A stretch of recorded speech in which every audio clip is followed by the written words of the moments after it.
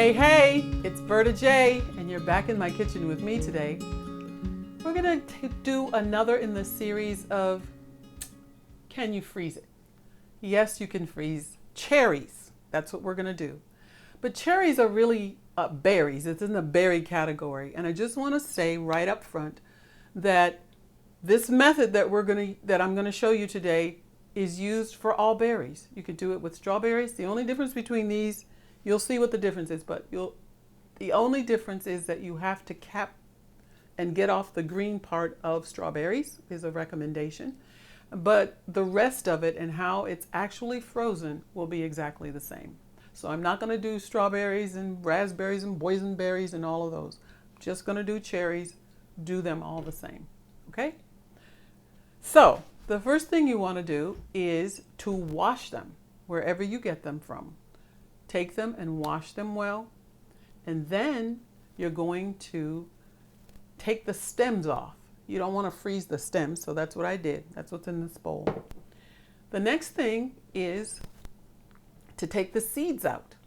Now, I have this trusty little de-seeder from OXO. It's really worth its weight in gold when you're doing cherries. You just stick it into the little slot and press down, take it out, and there's the pit. I got this pitter from Target, but anywhere you can find OXO products, you could find this, and you can also buy it online, probably also from Amazon. Pitting cherries with a cherry pitter or with anything. The other way is you can cut it in half and dig the pit out, but that's really messy. This is a whole lot cleaner. Reason I'm wearing an apron today is because a lot of the juice splashes back on you. So you need something, make sure you cover yourself, at least your front, all right, when you're doing this. There's a lot of juice. You can see this is kind of dirty. It's got a lot of juice in there. So set that aside. All right, so now the next step is find yourself a pan. I'm using, I call them lasagna pans because that's what we use. That's what I used to make in here. And you're going to put in parchment paper that we have crumpled and then placed it in here so that it fits the pan. And then just put them in so they don't touch one another. And I know some of you are probably wondering, why did she do yellow and dark cherry color? Well, I know a lot of you are probably hollering, because she's a mixologist, right? That's what you guys are saying. Well, that's true. I like to mix cherries. Here. My goodness, I did not plan this.